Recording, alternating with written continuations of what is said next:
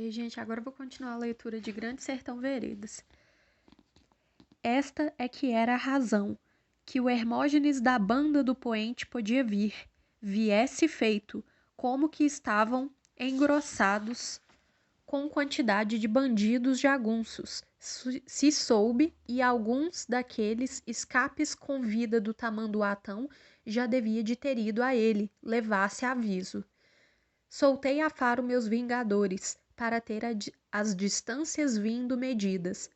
As mas, de meio a parte do poente e o paredão, a passagem certa era um lugar muito plausível, no morro, e que se chamava o Sererê Velho, aonde fomos, estugados em boa marcha, até que o mormaço bateu as asas.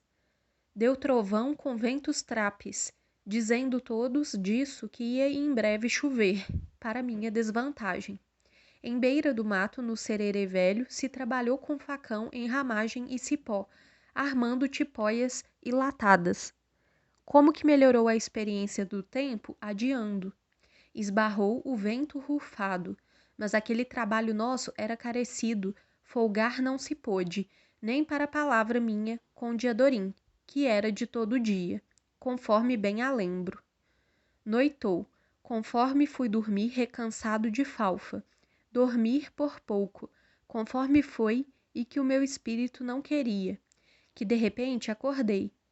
Madrugada de meia-noite, a lua já estava muito deduzida, o morro e o mato misturados. Relanceei em volta, todo o mundo dormindo. Só o cachorro mateiro que sai de debaixo dos silêncios e um o de urutau muito triste e muito alto. Depois ouvi o uivado inteiro de um cão, os companheiros todos dormindo, acordado só eu, alevantado de noite. Passou por diante de meu coração. Devi aquele cão mal uivante?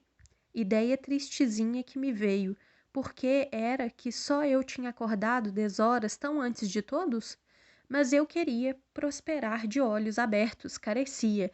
O que produzia era eu aguentar até passar o arroxo no coração. Deus que me punia, que hora tem ou o demo pegou a regatear, e entendi que podia escolher de largar ido meu sentimento, no rumo da tristeza ou da alegria. Longe, longe, até ao fim, como o sertão é grande. Arte que espiei arriba, levei os olhos, aquelas estrelas sem cair. As Três Marias, o Carretão, o Cruzeiro, o Rabo de Tatu, o Carreiro de São Tiago. Aquilo me criou desejos. Eu tinha de ficar acordado firme. Depois daí, vi o escuro tapar de nuvens. Eu ia esperar, fazendo uma coisa ou outra até o definitivo do amanhecer, para o sol de todos. Ao menos achei de tirar do touro da noite esse de fim canto de cantiga. Remanso do rio largo, Deus ou o demo no sertão. Amanheceu com chuva, mundo branco rajava, deu raio, deu trovão, escorremos água, e tudo o que se pensou ou se fez foi em montes de lama. Diz o Senhor, sim, assim é dia de véspera? Receio meu era só pela fuga de cavalos. Escapulissem, eles sabem como o Gerais é espaçoso, como no Gerais tem disso, que passando noite tão serena, desce de manhã o desabe de repente daquela chuva, e igual de feito que antes do meio-dia estiou, calibre que ventava. Sol saído e é ligeiro, a gente vendo que essa areia seca seus estados. Medi horas, só o cruzo de meus cavaleiros amontados todos, enchendo e povoando o saco de campo como abelhas na umburana. Surjo que sabiam o que não sabiam. Eles estavam desinquietos em modos. E os vigieiros, chegando conforme voltavam da expiação, mesmo molhados ensopados, um disse, por longe, não estando viajando para cá, só se com retardo. Adonde estava o Hermógenes? O céu botava mais nuvens. Daí outro, deles nada. E eu expedi ainda outros, que saíssem e fossem e vissem mais mestres, batessem aquelas beiradas de maior mundo, Que modo que senseei do vazio do tempo em redor, e que eu entredisse: o sertão vem? Vinha. Trinquei os dentes, mordi mão de sina, porque era dia de antevéspera. Mire e veja, mas isso tão em pé, tão perto, ainda nuveava nos ocultos do futuro. Quem sabe o que essas pedras em redor estão aquecendo e que, em uma hora, vão transformar, de dentro da dureza delas, como o pássaro nascido? Só vejo segredos, mas que o inimigo já estava aproximado eu pressenti. Se sabe pela aperreação do corpo, como se querendo ter mais olhos, e até no que é do arraigado do peito, nas cavas, nas tripas. O Hermógenes estava para arremeter de rancor se mexendo nos escuros. A guerra estava aprazada em batalha ali no Sererê Velho, mas meus homens, os troados brabos jagunços, por uma palavra minha desatribulados, agora o ar que esperavam por mim. E aí foi quando veio o Suzarte,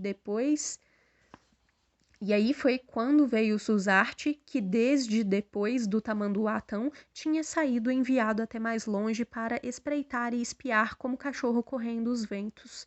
Chegou, parecia galopando num cavalo já morto.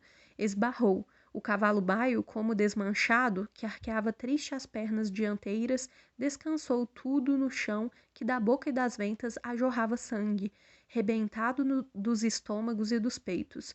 Mas o Suzarte, que antes do ranger sela já tinha escapado os pés das tribeiras e pulado solerte no chão, tomou um átimo e relatou: eles estão, e para o resto ele apontou com o dedo. O Hermógenes, mor maldito, ele vinha errado de mim. Os Hermógenes, eles, davam arte de contornar da banda do norte, às tantas. O Suzarte tinha avistado no dia antes o movimento dos vigias costaneiros e definido de remoto o corpo do bando, poeira d'uns 80. Era o Hermógenes. Contornava feito gavião, vonge como comigo não tinha nenhuma lei de combinação. E esse era o direito dele de às avessas de guerra. A um mal, o mal, mas o perigo de astúcia àquela hora mudava maior de lugar, porque eles podiam vir e sobrevir, ou menos retos ou mesmo, enquanto a gente parava ali oferecidos em cama de caça. Também eles dispunham de revirar de suspeito no paredão por outra banda e arrebatar a mulher contra meus só 10 homens, fazer o que quisessem e para depois emendarem caminho para o Sererê Velho, em nós, com toda a retaguarda. Revesti isso num relance. Arvorei a minha chefia. Meus jagunços esperavam a certa decisão. Aí eles nem me olhavam.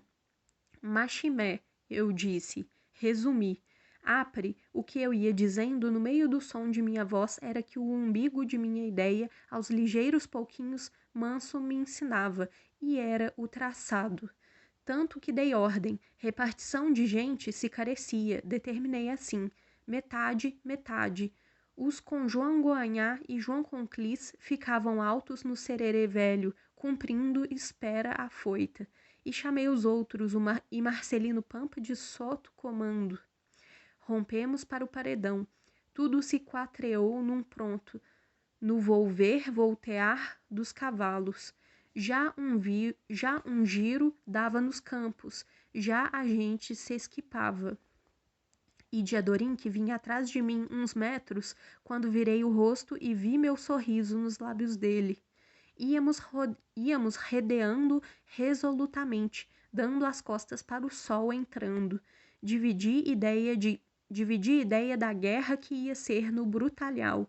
Vindo a cavalo assim, era que eu pensava melhor nas menos margens.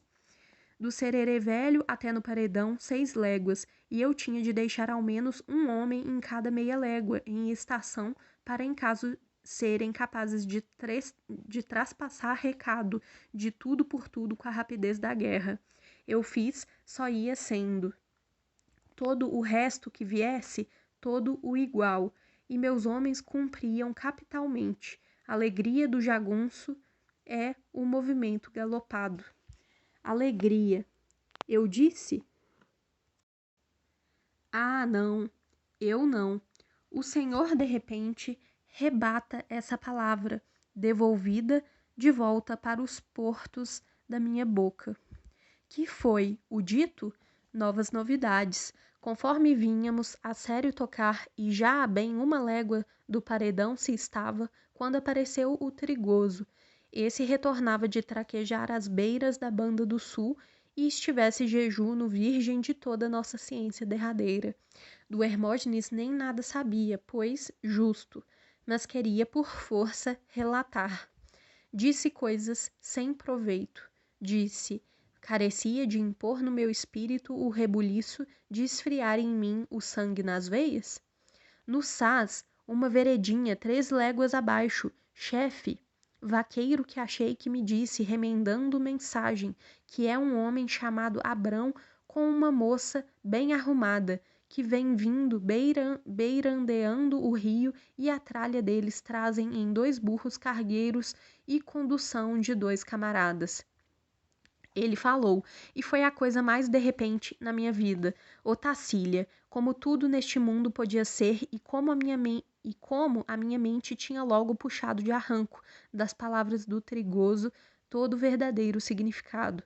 Inteirei comigo. Seu Abão, vigia se ele não traz consigo uma donzela formosíssima ou se traz em apenas desilusão. E o Trigoso disse, estava dizendo completo. Ela era... Ô Tacília, eu tinha de escutar outra vez o Trigoso da verdade das coisas menos sabia. Imaginar, eu imaginava. Ô Tacília, a vinda dela, ser tão adentro, por me encontrar e me rever, por minha causa. Mas achava a guerraria de todos os jagunços deste mundo raivando nos campos gerais. Terríveis desordens em volta dela, longe saída de casa de seu pai, sem garantias nenhumas. Que proteção ia poder dar a ela esse seu Abão com 2 pobres camaradas perrengues, tudo tão mal aventurado como se estavam? Engoli amargos, me rodeavam meus homens. O silêncio deles me entendia como bem cientes. Reperguntei, quem sabe se assim paravam na beira do rio, se então não deviam de ter retrocedido o caminho, se encaminhando também para o paredão? Ah, aqui não, chefe, vaqueiro me disse, de lá para lá iam indo, fugindo do perigo para o perigoso. E no paredão, mesmo dito, já não tem mais pessoas de sede. As famílias todas e os moradores camparam no pé, desgarrados assim que o medo chegou lá. O medo é demais de grande. Estremeci mor, eram as horas. Só de ouvirem falar no vago do paredão, meu povo afastava os cavalos já querendo regalopar. Entendi e mais entendi. Rodei mão na cara. Incerteza de chefe não tem poder de ser. Eu soubesse bem. Mas era eu ali, em sobregoverno, meus homens me esperando e lá Otacília carecendo do meu amparo. E a guerra que podia dar de recomeçar na boca de um momento ou antes. Que de mim, que diversas honras diferentes homem tem, umas às outras contrárias. Na estreitura, sem tempo meu, eu podia desdeixar meus homens? E tinha de ir, não por bons e belos. Ah, mas minha Otacília vinha em hora tão despertencida de todas a vez pior. Eu podia requerer amor. Me dê primavera? Vi tudo indeciso de mim, estarrecido, as pedras pretas no meio do capim, o campo esticado. Só fiz que no forte do sentir eu pudesse era este ameaço de reza. Me dê o meu, só, e o que é o que quero e quero. Ao demo ou a Deus, a lá eu ia. Otacília não era minha noiva, que eu tinha de prazer como vinda minha mulher? Meio do mundo. Vai, e eu disse, lá ia, no vou e volto, e já mesmo, se diz, era um pulo. Para revir e dar guerra, tempo havia de ter. Os outros fossem para o paredão, tocassem. Já estava escurecendo. Só mais que, nesse propósito, muitos acharam de me acompanhar, alegando que, a tal coisa, como chefe, eu carecia de não querer sozinho ir. Abanei cabeça. Em assim aceitei 2, a Laripe e o Quipes, companhia que me bastava. Eu não ia desarrumar negócio, afracar o forte de minha gente com mais homens arrecadados. E, sendo o de ser, arremessei ordens, joguei meu cavalo. Porém, e esbarrei em saída, esbarrei para repontar Diadorim que vinha vindo. Alá, que é? Eu disse áspero. Diadorim quisesse me acompanhar. Eu duvidava. De que motivos? Não me respondeu. Li nele a forma de uma ira, como apertou os olhos em direitura do campo. Tu não vai para o paredão. Tu teme? Eu ainda buli. Diadorim me empalhava, às certas. O ódio luzente nele era por conta de Otacília. Ele me ouviu e não disse, ladeando o cavalo. Mirou meio o chão. Vergonha que envermelhou. Agora ele me servia da da amizade, e eu repelia. Mas, fora de minha razão, eu precisei com urgência de ser ruim, mais duro ainda, ingrato de dureza. Invocava minha teima, a balda de Diadorim ser assim. Tu volta, mano. Eu sou o chefe, pronunciei. E ele, falando de um bem-querer que tinha a inocência enorme, respondeu assaz. Riobaldo, você sempre foi o meu chefe, sempre. Ainda vi como ele, com a mão que era tão suave em paz e tão firme em guerra, amimava o arção do selim. Repostei um feio xingo.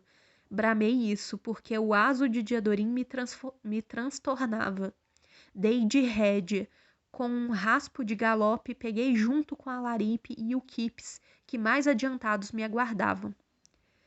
Nem espiei para trás.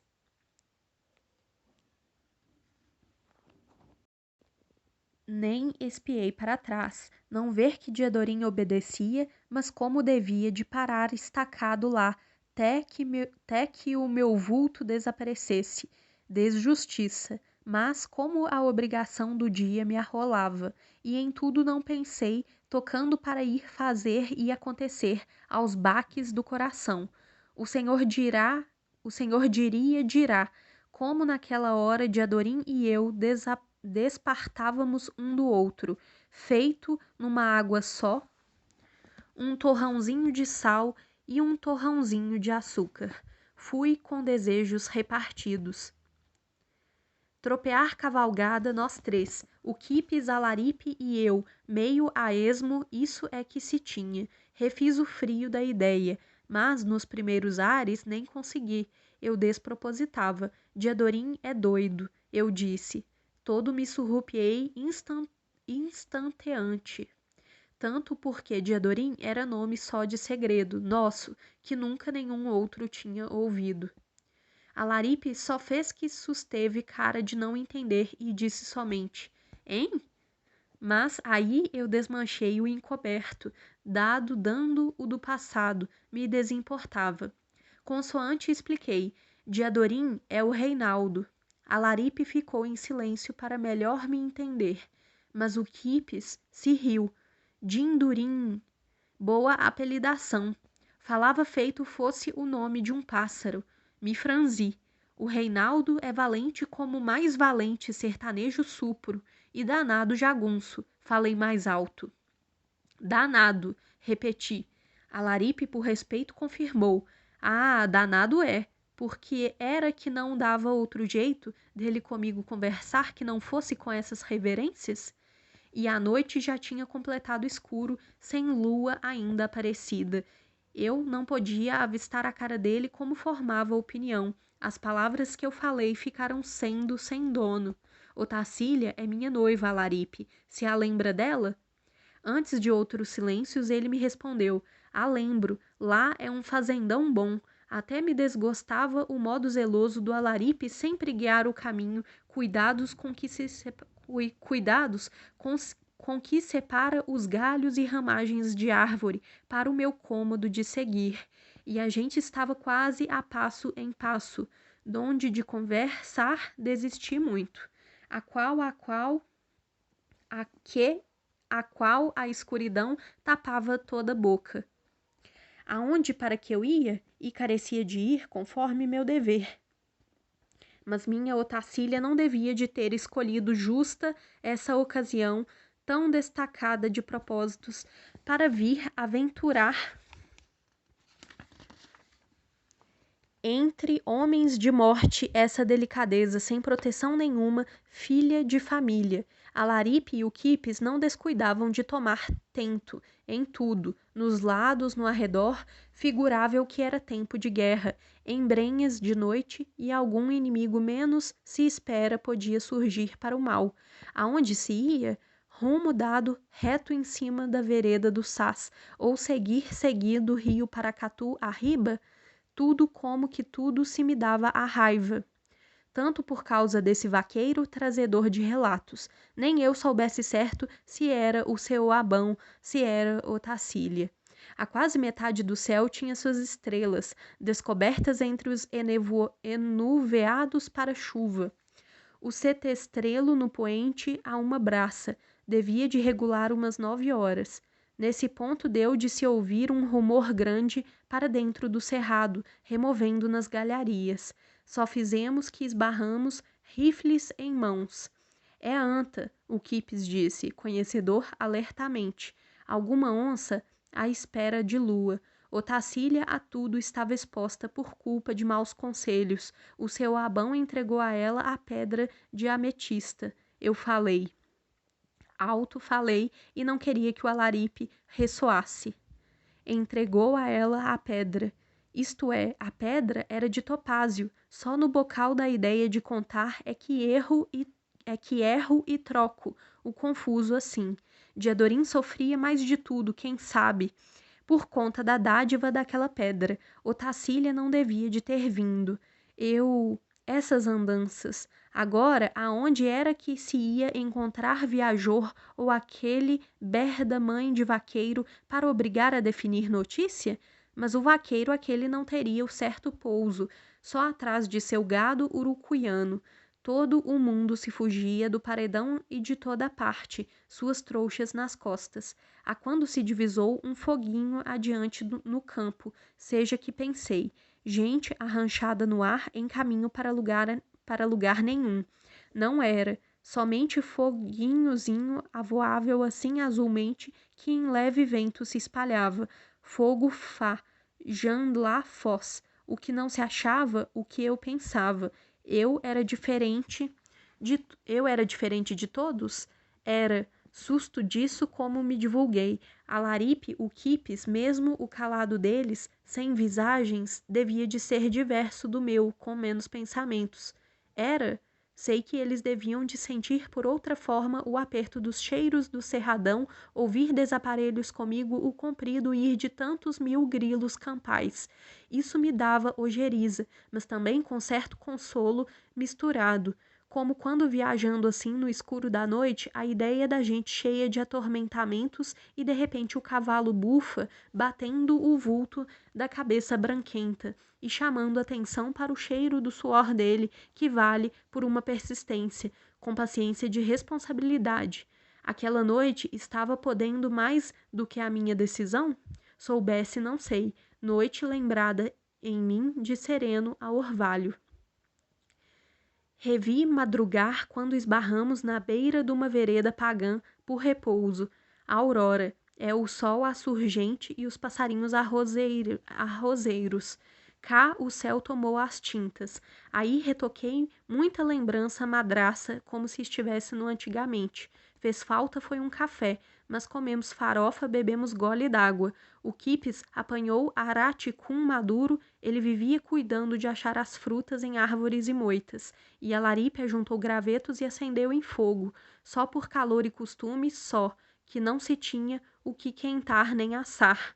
Medito como aos poucos e poucos um passarinho maior ia cantando esperto e chamando outros e outros para a lida deles, que se semelha trabalho. Me passavam inveja de como devia de ser o ninho que fizessem, tão reduzido em artinha, mas modo mandado cabido com o aos fins e fatos.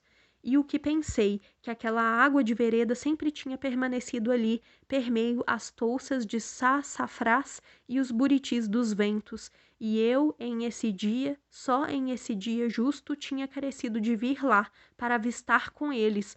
Por que era? Bobeia, eu estava cansado com uma dor na ilharga. por desenfastiar, conversei. Veja, Alaripe, que nome será que esta vereda havia de ter, o que merecesse denominado? Alaripe, agachado ali mesmo, se virou para mim, esbarrando de assoprar o fogo. Figuro que ela algum nome já tem, só que não se saiba, a modo que, pegando algum morador de perto, se indaga. Ele melhor me respondeu, mas eu contradisse que não se precisava. Forrei chão para um cochilo. De qualquer jeito, a paragem ali tinha de ter demora, carecia de se dar um lombo aos cavalos. Para o que o dia ia ser, eles requeriam um descanso e pastar. Cavalos são desdenha de dormir, o senhor sabe. Bicho que só come, come, come. O sono me conseguiu. Ferrei em mais de umas 2 horas. Porque tudo refiro ao senhor de tantas passagens? Pelo que quando acordei retenha o seguinte. Acordei sentido e mal à parte. Amargava. Devia de ir ter cólicas. As ânsias essas mesmo com outro cansaço, feito sem repouso nenhum daquelas horas. Assim, eu sem segurança nenhuma, só as dúvidas, e nem soubesse o que tinha de fazer. Acordei foi com o vozeio de Alaripe e o Quipes, que já esperavam por mim, e estavam naquela pauteação trivial deles, coisas sem nenhum fundamento. Depois Alaripe tirou da capanga um vidro que tinha cachaça dentro, me ofereceu o primeiro gole. Era um vidro meão, claro, feito remédio de frasco. Com alívio tomei, mas era um alívio mesmo assim triste, e eu quis discorrer qualquer noção. O que é que tu acha do que acha Alaripe? Ele não me conheceu, principiou a definir do paredão do sererê velho do Hermógenes. Atalhei. Que não isso, que da vida vagada em si no resumo? Pois, isto, homem, sei. Como que já vivi tanto grossamente que desgastei a capacidade de querer me entender em coisa nenhuma. Ele disse bem, mas eu entiquei. Não podendo entender a razão da vida, é só assim que se pode ser vero bom jagunço. Alaripe esbarrou como ia quebrar em duas uma palma seca de buritirana. Me olhou, me falou. Se só de entender cá comigo eu entendo. Entendo as coisas e as pessoas. Respondeu, disse bem. De mim então entendia? Desjuízo que me veio. Eu ia formar em roda ali mesmo com o Alaripe e o Quipes, relatar a eles dois todo o tintim de minha vida, cada desarte de pensamento e sentimento meu, cada caso mais ignorável, ventos e tardes. Eu narrava tudo, eles tinham de prestar atenção em me ouvir. Daí, de rifle na mão, eu mandava, eu impunha. Eles tinham de baixar meu julgamento. Fosse bom, fosse ruim, meu julgamento era. Assim, desde depois, eu me estava, rogava para a minha vida um remir da outra banda de um outro sossego. Então, vou parar por aqui e a gente continua no próximo vídeo lendo Grande Sertão Veredas.